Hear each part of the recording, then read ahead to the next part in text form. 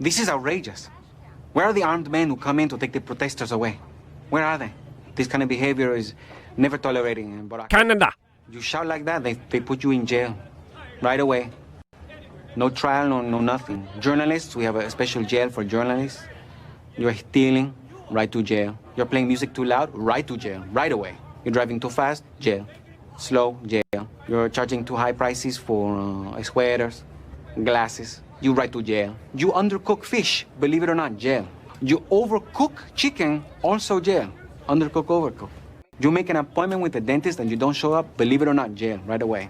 We have the best patients in the world. Wow, I think it's very fair to say that things definitely escalated fairly quickly in China, Dad. Welcome back, beautiful and amazing human beings. This is Luke Rudowski here of WeAreChange.org, and we have a lot of troubling news and developments to get into that are happening right now in Canada and, of course, Ukraine. But in this video, we also have a very eye-opening interview with one of the leading figures behind Callinex, talking about the larger, bigger financial picture that is definitely worth talking about right now. So much news, we're just going to jump into it right now, as of course the government of Canada has just announced new emergency law provisions which they are implementing against the Freedom Trucker protests in Canada. Measures that of course are being widely ridiculed and pushed back on major social media outlets, as of course many people see this as an extreme overreach of power from a government that admittedly, according to Klaus Schwab, has been penetrated with more than half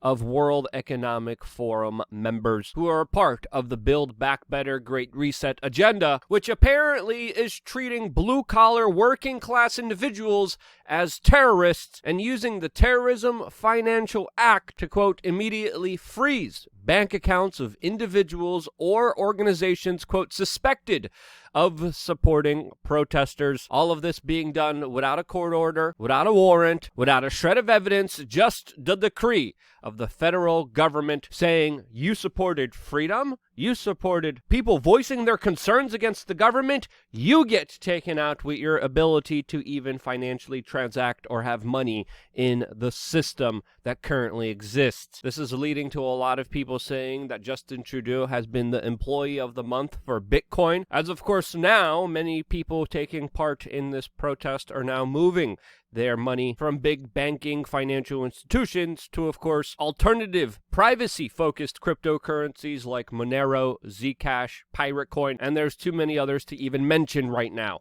We're also now hearing initial reports of the Canadian state broadcaster, the CBC, contacting individuals that had their private information hacked when they decided to give money to Give, Send, Go, and asking, quote, donors to explain themselves for financially supporting this movement. These are the initial reports coming in right now. We're waiting for official confirmation, but a state-influenced media organization doxing the political opponents of the current political party in charge doesn't surprise me, as of course the actions by the Canadian government are hyper-partisan and becoming more political as they are dangerous by the day, especially with, of course, the latest videos and events unfolding from these protests, which are showing a resolution towards them when they are ended, even showing videos of police officers hugging protesters, with these protests ending peacefully, as of course this movement by and large has been slandered and attacked by the corporate media in many disingenuous, disgusting ways, as of course there's videos on the internet that disprove a lot of these nasty claims. Very interestingly, also, the Canadian Civil Liberties Association condemned this latest political attack by Justin Trudeau, invoking emergency national powers to attack his political opponents. We're also finding out that the Ottawa police chief just resigned, and I think it's fair to say that the situation will definitely escalate from here, especially under the leadership of Mr. Trudeau. And of course, Canada is not the only place that some people are taking their money out of big financial institutions. It's also happening in Ukraine that some people are fearing might go through a bank run, as we're getting the latest reports of a major cyber attack that has targeted Ukrainian banks and the defense minister of that country, as their websites have been taken down, which is creating some major financial disruptions, adding a lot of confusion to an already very tense situation filled with a lot of disinformation, propaganda, media, and of course saber rattling by major states and their militaries for, of course, political posturing. This is also on the heels of the U.S. intelligence agencies launching an attack on Zero Hedge, which they are now claiming is controlled and created by Moscow. This is, again, a very serious allegation. We're still waiting for any actual evidence, which, again, the U.S. intelligence agencies are very reluctant to actually provide when they make these major claims. And until we actually find out what's going on here, until we actually have some evidence, it's important to note that Zero Hedge was one of the few media organizations that has not been hysterically lobbying for war, and we have to ask ourselves if that had anything to do with this attack by these U.S. intelligence agencies. Again, we'll find out when more information comes to light, as of course the situation in Ukraine becomes more tense, especially with the Western corporate media reporting yesterday that the Ukrainian president said that the invasion by Russia will happen specifically on February 16th. They took this statement as a literal statement, even though the president of Ukraine, a former comedian, said that he was being ironic. This, as we're also finding out that the United States is offering Ukraine $1 billion in a loan, and we have to question ourselves, why is this happening now when the president of Ukraine is even pushing back on many of the assessment and claims made by the United States? Again, this is not an easy situation to even understand. It's getting complicated. It's only going to get more complicated from here, but of course we'll be doing our best to try to quantify it as best as we can for you here on this independent media broadcast. Also, by the way, later on today on LukeUncensored.com, we will be speaking about the latest bombshell about the story of the decade, specifically surrounding Prince Andrew. If you want to see that, go to LukeUncensored.com right now. But with so much financial instability right now, so much unknown in the international markets, this is why I wanted to bring on and talk to Max Porterfield, one of the leading figures behind Callinex. He's a businessman, entrepreneur, some say visionary in the specific field of commodities, precious metals, and I really like to talk to him about the larger financial picture, as well as about some important foreign policy updates and developments. This interview was also conducted on behalf of Callinex miners. We're also working with them, because for me, this is a win-win for everyone. You guys get to hear about Callinex, we get supported, and we get real-life information about what is actually happening in the business world from actual people involved in it, rather than, of course, just the commentators. And that's why, without further ado, we're just going to jump into the interview. Now, Max, thank you again so much for joining us. Before even getting into introductions, I want to ask you just straight to the point. With $30 trillion of debt, lockdowns, travel restrictions, looming threats of war, the breakdown of the global supply chains, how can anyone be optimistic in the business world right now, Max? Well, I mean, quite simply, you have to align your business and to perform in this type of cyclical environment, because everything happens in cycles, and it's no better time to be a copper explorer in North America. So, you got to catch these waves and ride the waves, and the wave is here for a super cycle in the base precious metals, and I'm ready to ride the wave, obviously.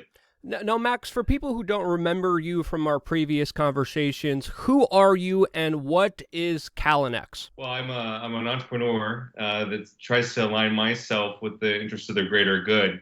And one of the things that we've been focused on over the past 8 years was copper exploration when it wasn't so sexy, mostly. Base metals and precious metals for that liking, if the price action environment's not there, there's not a big incentive price to do exploration, it's just not that sexy. But with that being said, through all those efforts, when the market wasn't the greatest for the base metal space, we were able to hit one of the highest grade copper discoveries in the world on a global basis called Rainbow. It also comes with, outside of copper, but gold, silver, and zinc as byproducts. And since we last spoke, after hitting that discovery, we've been really focused on expanding that discovery through drilling, and that's how we add value to our shareholders at the backdrop of everything going on in the commodity cycle that's kind of topical in everybody's mind right now. But again, it was a lack of investment going back decades in the base metal space that's leading to what's occurring today. Yeah, I would definitely correlate a lot of the craziness in the market, especially to commodities doing well. And I think it's fair to say that last year, 2021, was one of the most inflationary years in the United States since the 1970s, where I think we're starting to see the impacts of this, but I think we're only starting to do this What do you think, and what's your assessment on this? Yeah, no, certainly. I think that when we first spoke in 2019, we discussed inflation that was coming. And that was before they even started calling it transitory. So they started calling it transitory after that. And then we've always kind of walked away from the whole idea that it's transitory. But you could see the writing on the wall. You mentioned earlier 30 trillion in debt. And they're just going to continue to be printing. There is no changing in that. It doesn't seem it's ever going to change based upon the political spectrum right now. And this really goes back to the 1970s when they took the US dollar off the gold standard. So, metals across the board are going to perform well in an inflationary environment. And the metals that are going to perform even better are the ones that are going to be physically have supply constraints to them. And I mentioned earlier on the supply side for copper, you're looking at 3 days supply right now, and there's no new production coming online with the rise in copper prices. So again, that's signaling to the market, to myself, that this market certainly has legs to it. This is all at the time where you have a finite, tight supply, you have inflationary pressures, but you've got demand coming online that's driven by government policy. It's no different than when the world's governments came in power and said that, hey, we got to clean up the environment. All vehicles need to have a catalytic converter. Well, all vehicles with catalytic converters needed platinum, and had a huge demand on platinum prices, and the price action of platinum was a very, very exciting space to be in. But this is even bigger than that because, again, you've got Dr. Copper in tight supply due to lack of investment. Now you've got government policy that's driving demand through electric vehicles, the elimination of small combustion engines, even on lawnmowers, as well as infrastructure. And infrastructure to facilitate all this is going to be a big, big demand drivers on metals. So it's really the perfect storm right now for the base metal space, in particular copper. Yeah, I absolutely agree with you, especially during the Super Bowl. We saw a lot of electric car vehicles being promoted. I mean, right now, the space is still being opened up as, of course, only 9% of passenger cars are electric vehicles. But with the government trying to incentivize this, with the government pushing this, there, of course, is going to be a big demand for precious metals. How do you see this kind of push for electric vehicles and this push for allegedly carbon neutral and allegedly environmental friendly efforts pushed on by the general public? How do you see their kind of moves being made impacting the larger metal space, but also by and large affecting the economy? Well, I mean, I think that in terms of how it's going to affect the metal space, it's going to lead to higher prices. It's unrealistic. The reality is the average consumer doesn't realize that if you can touch it physically, it's either pumped out of the ground, grown, or mined. And the politicians are saying, well, we don't want the pumping idea anymore, which is oil and gas. We need to replace that with something else, which is batteries. But to do that, you need the battery metals, which is going to take a large amount of base metals in particular. So again, it's going to be higher prices. But if you're going to look at the supply side further down the supply chain in terms of, well, what does your source really look like? And the reality in the copper space is the average grade of copper mined globally is just 0.5% copper. So it's very, very low grades, and you're seeing declining grades based upon across the board, just base and precious metals, because these discoveries are becoming more and more challenging to find. So in a perfect world, yeah, you turn on the light switch one day and you go, hey guys, let's get a bunch of copper, zinc, all these metals, gold, silver, let's do it. But the reality is there's a long lead time, even if you wish to do it, for supply to come online. In the copper space, from a discovery hole to production on average is 7 years. So I think really to position ourselves, which is the beauty of what we're doing in Callinex, is to really be positioned with a high-grade deposit, clean, low-cost power that has an opportunity to transition to production very, very soon. And those are the type of projects and assets that are going to stand out. But again, they're very, very few and far between. So the miners are finally in the driver's seat, so to speak. It's our market now. And everybody that's been the few that have really been positioned in this space are standing to benefit greatly. And in terms of the world, I mean, let's face it, the world's entering like a new Cold War. That's the reality of the situation. And with that, the Five Eyes, so to speak, the US, Canada, Australia, New Zealand, the UK, are all going out strategically looking in terms of what is the next source of supply for these critical metals. I mean, the U.S. government last year named zinc a critical metal. And I'm just waiting for copper to be added onto that list as well, because simply the supply is not there, let alone supply from a clean power generated source, right? Again, to have the cleanest type of metal in the world, you need to have the high grade nature where you're mining the most amount of metal with the least amount of waste rock to mine it, and then to have a clean, low cost power source to do that. Because let's face it, if you have a coal fired power generated mine that's mining 0.5% copper, big open pit, you got to ask yourself, how clean is my electric car? Yeah, there's a lot of misconceptions about the term, clean energy, or even just the basic of ideas of how you charge your car and where do you get your energy to charge your car. So I thank you for explaining some of the larger misconceptions. I bet there's probably a lot more. Feel free to get into it if you want. But, internationally, you talked about the Five Eyes, and I think there is a big competition happening between the West and, of course, countries like China, which represents the larger concept of the East, that also are, of course, working with a lot of developing countries. They're working right now in Afghanistan, also mining a lot of precious metals. It also seems like the United States kind of gave them that kind of opportunity on a silver platter. But with the larger kind of competition between the East and the West, do you see this as something that is going to be affecting your business in any way? Or do you see the possibility of some larger kind of cooperation here? I mean, I think it's huge potential. I think geopolitical risk associated with mining has always been a focal point, particularly from the investor community. Because let's face it, if you can go out and invest your dollars, would you rather invest your dollars where there's a risk to rule of law, to having your assets seized by a government or what have you? And that's the beauty of being an explorer in North America and these economies where we actually live and are based upon. Why not generate those metals where we currently live for our economies and not worry about going to very remote, high-risk jurisdictions to deploy the same risk capital? And I think that's a real opportunity, and it's an opportunity that's been overlooked candidly over the past several decades, really, where you've got these really rich mineral-endowed camps that have produced a lot of mines, and everyone's kind of thrown them the wayside saying, hey, there are no more mines to be found there. And that's absolutely incorrect in my opinion, and proof in the pudding is the discovery of a rainbow deposit, because we're in a mature camp that has all the infrastructure, has the people that need the jobs immediately, has the clean, low-cost power, and has, most importantly, the endowment, right? And if you look for the same thing and doing it the same way, you're going to have the same outcome. And where we've shifted is you got to think differently, and thinking differently is what led to Rainbow. So it's a huge opportunity. And I think from the support from these local governments in terms of the Five Eyes, I mean, they're doing very unique things in terms of ESG-centric operations and the potential to feed into the need for these electric vehicles.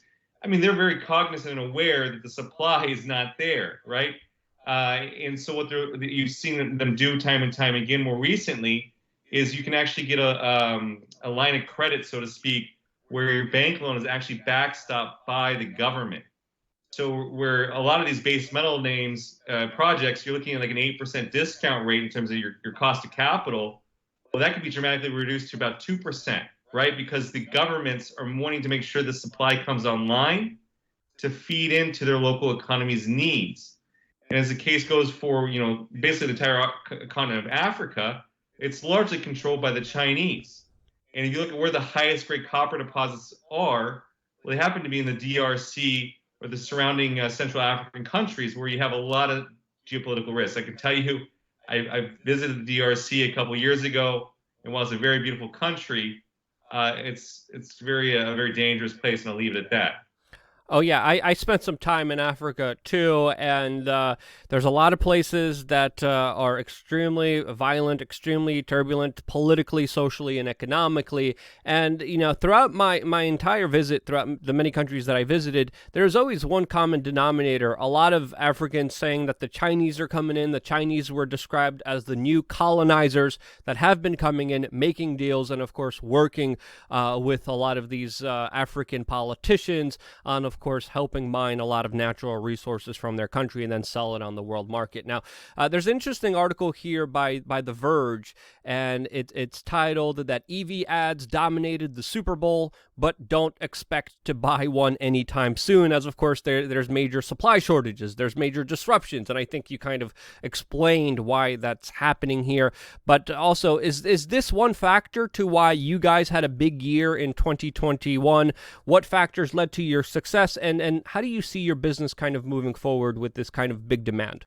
Well, yeah, no. What happened is we hit the rainbow discovery, and these discoveries are really very difficult to make. Candidly, again, I made it my life's mission to make the discovery for a local community in northern Manitoba that needed that, because their local mine is actually shutting down in May of this year. So what led to obviously a lot of attention that Callinex received was hitting rainbow, and now we spent over the past year. For example, we've been when we entered 2021, we had 3 holes into the discovery. It was brand new at the end of 2020.